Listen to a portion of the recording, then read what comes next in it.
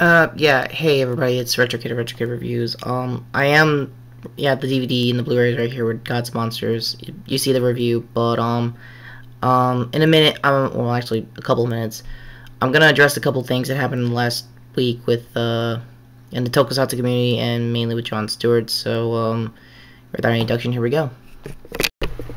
Hey everybody, it's, RetroKid Reviews, and, yes, I am going to review, Justice League Gods and Monsters after this part right here. But I want to get a couple of things out of the way. In Toku, if you're in the Tokusatsu community who had a really rough week, you kind of know where this is going. A Comer 5's actor passed away today. So, I don't know his full name.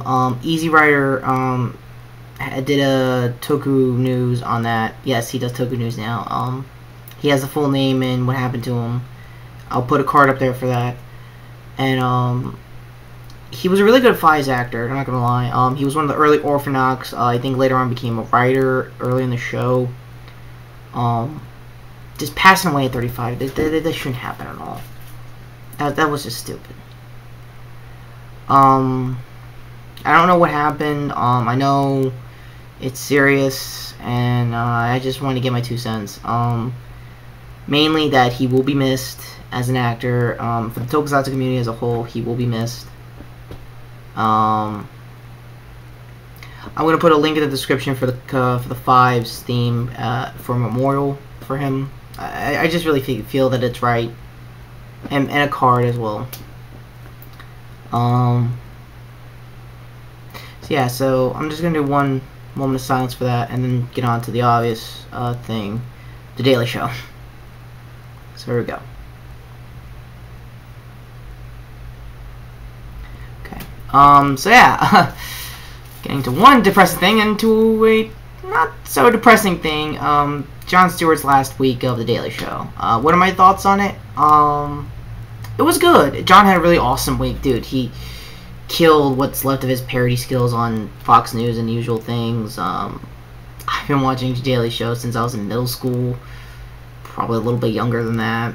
Hard to tell, but definitely middle school when Bush was really getting shitty.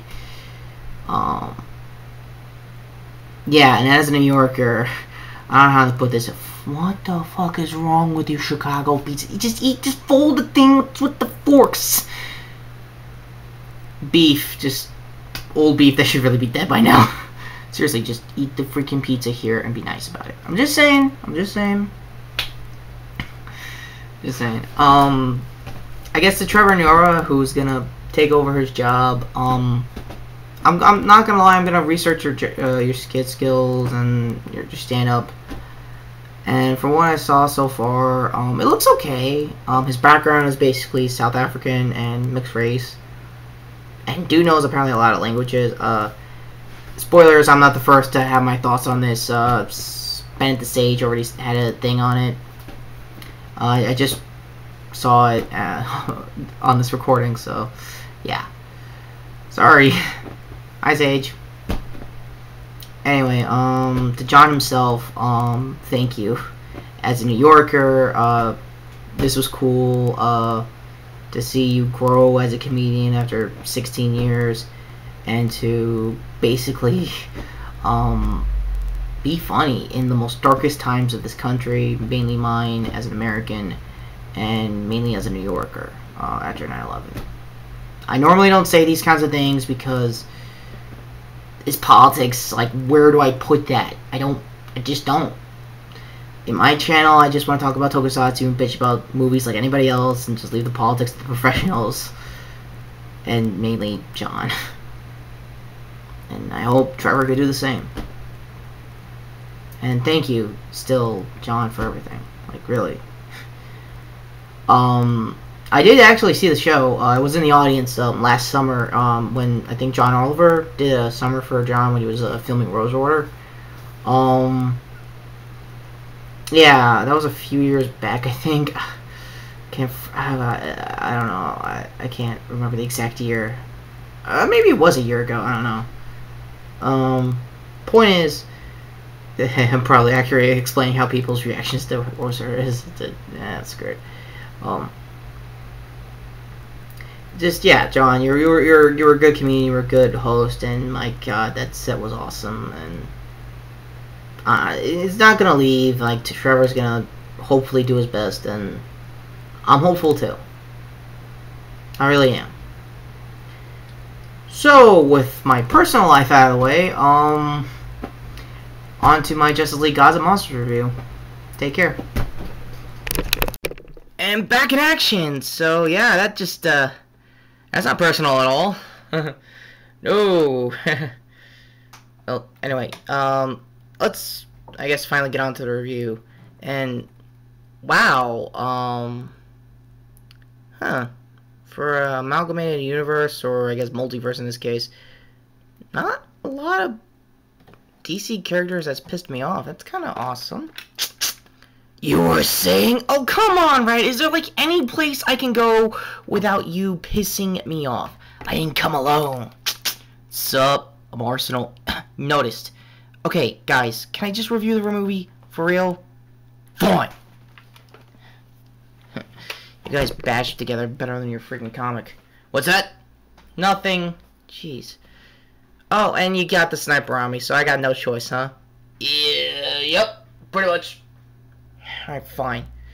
Well, for reals this time, hi everybody, it's me, Retro Kid of Retro Kid Reviews, and here is my big time review of Justice League Gods and Monsters. So I'm going to ditch out a minute to explain the DVD, because I think I don't have much battery left, so I'll just cut back to my overall thoughts of the review of the movie afterwards. Here's the Blu-ray itself. This is definitely a Bruce Timm movie. You could tell from, I guess, the art style and the animation as a whole when you get into the movie. Back of the box clearly is going to show you features on the upcoming DC movie. Spoilers, it's going to be another Batman and Son movie. And it's actually a story arc I never thought they were going to do. Bad Blood, aka at the time Batman was no longer in Gotham for a while, and Dick had to take over as Batman. So that's gonna be an interesting movie. That's gonna be an interesting set. That, and they're gonna try to bring Batwoman into this, so that'd be cool. Bonus features. I only saw one of the two, or I think there's more than one. There was a featurette on Making of Gods and Monsters. One explained basically alternate realities or alternate Earths or just Elseworlds as a whole. So I definitely recommend the Blu-ray for that if you don't know anything about Elseworlds.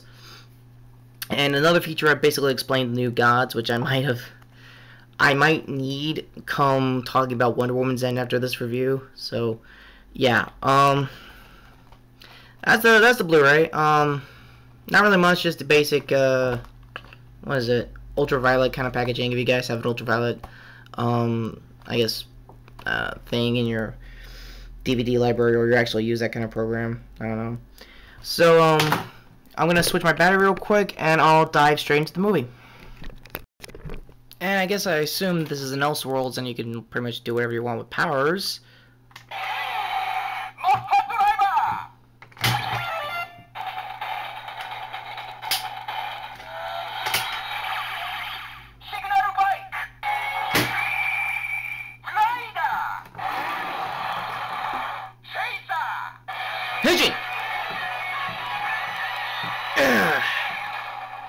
So let's finally get into this review. Let's start with the obvious. If you're looking for the I guess Chronicles episodes, my quick thoughts on it, they were worth it, and they do explain exactly what kind of character you're getting with at least Batman and Superman. Again, Wonder Woman is kind of a hard read for me, mainly because two things. One, in every, I guess, continuity, Old 52 or New 52, she's kind of like a powerhouse, feminist kind of character. Like, I respect guys, but I want to do things my own way kind of deal, along with Greek mythology. But in this case, it's more new gods kind of mythos, and I guess a new gods kind of character. And apparently Bruce Timm really likes using new gods characters. He loved using Darkseid. He loved just using those kind of outlandish space powers to take down Superman for the weirdest ways. Yeah, if anyone remembers the early days of Justice League, Superman got tased a lot.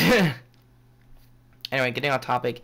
It was confusing for me, but for some reason he wanted to write like his own Red Wedding of like having Darkseid get his ass handed in a wedding up against Granny Goodness as like his backup. It's Darkseid. He can shake that off and kick off a war like after that botched wedding. I don't know. That's pretty much it for origin story on her, and like I don't know how she got the Wonder Woman title because everybody else makes sense how they got their respective titles. In Superman's case, he's basically what if he was the son of Zod instead of his the son of Jor-El kind of territory, and his whole half of the movie is basically figuring out his true origins while unframing himself and the League for murder. And before you say what, well, that's the League. They're totally gonna get off the hook with murder. That's the thing with Gods and Monsters, Justice League. They kill a lot of people. I mean, mostly supervillains and mostly terrorist organizations. Like, basically, if DC went Marvel, in the clearest concept, it's kind of how it is.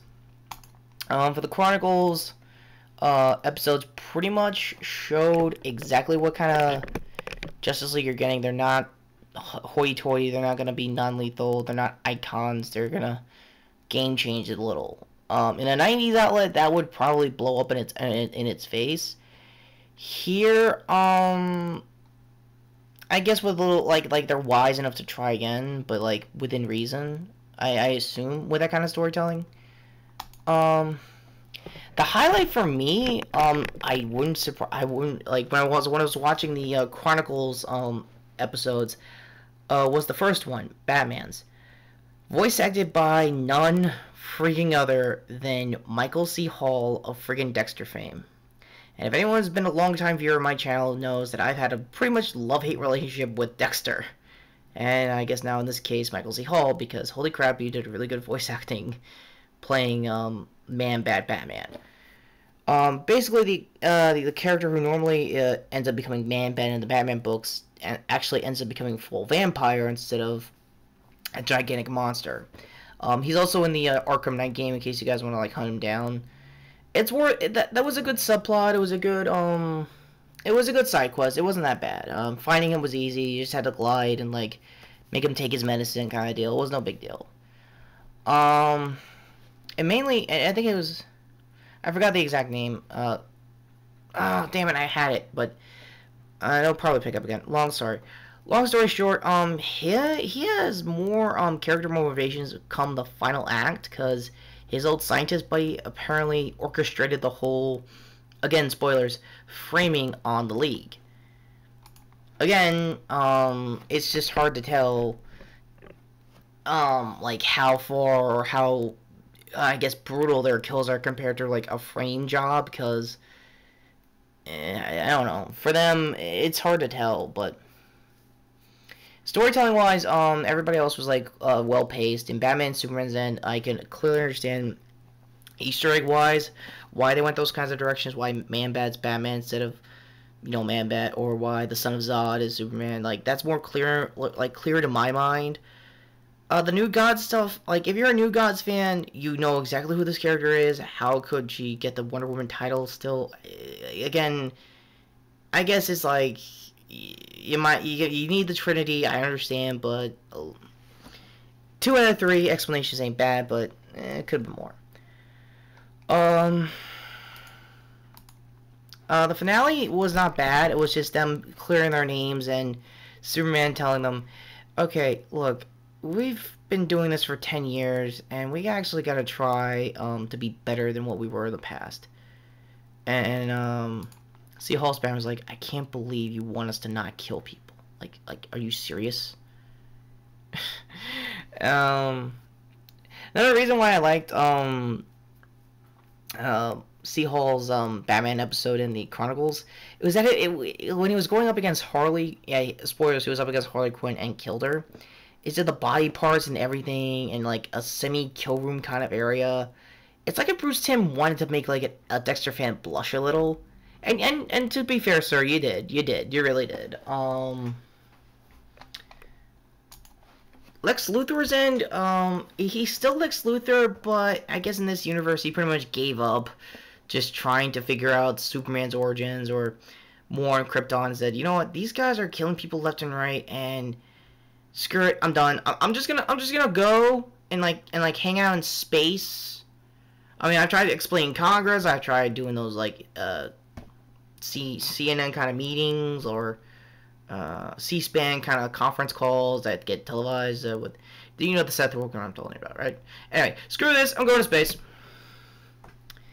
And surprisingly, Luthor was the only one that like gets to clear their names. Like, yeah, I know. I guess pelling back on how the whole frame started is that a series of scientists. Again, if you know the scientists, it's more Easter egg hunting time. It was implied in the previous DVD that was hyping this. I think it was Son of Batman. No, Batman v Superman. Not tryouts. Batman vs. Robin, I think, implied that. Basically, if you know the scientists and who they end up being, it's basically Easter egg time. Like Victor Freeze, if he didn't turn to, you know, Mr. Freeze. Ray Palmer, if he ended up being Adam. You know, those kinds of characters. And they were the major kills too. Like they were the ones that like say, oh, yep, they're getting framed. And I like how the whole whodunit kind of angle. It was a good help for the second act. Like, I would love to see more, I guess, government action. Like, okay, they're killing these scientists that I assume they trust, or anything like that. That Amanda Waller is technically the president in this universe. So you think someone should make a Task Force X kind of league to go up against? I'm really hopeful for Suicide Squad after seeing that trailer.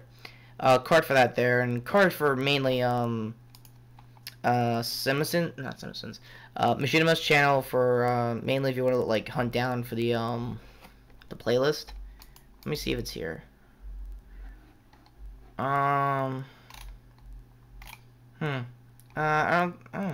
Shit. They have a lot of playlists. But trust me, it's here. Just look for it. Like, I think it has a search section. Yeah, let's check the homepage. It's somewhere. Like, if you can find it, it'll be there. Anyway. Weirdest alert. Long story short, it was a good movie. I recommend it if you're into multiverse theories, or like multiverse comics. Explain what would happen if this character was this instead of that kind of deal. It's nice. There are what if books that are a lot better probably than this, like Superman Red Son, like if he crash landed in Russia instead of Smallville, and things like that. Even Batman had a couple of when I was watching the documentary, it showed like a lot more than just the Frank Miller years. It showed a lot more than just many, like, it's like they put Batman in like any time period and he could still just be Batman. I know, it's weird. So yeah, that's my 2 cents. If you saw the first 5 minutes of this video, yeah, the Kamen Rider 5's actor who played the Horse Orphanach will be missed. No joke, he definitely will be. And to Trevor Noah, yeah, dude, you're gonna be fine as John's replacement. I got a good feeling. So, anything else you guys want to do? Yeah. How about we kick your ass? Holy crap! You got a hell of a wicked arm. What's that, Roy? What's that? No real names. No real names. Didn't think so. Freaking Arkham Knight assholes. Anyway. I'm Retro Kid Reviews, and I'm in my power armor, so I got 2 former outlaws to take down. Take care, guys, and have a good week. That has one hell of a blue on them.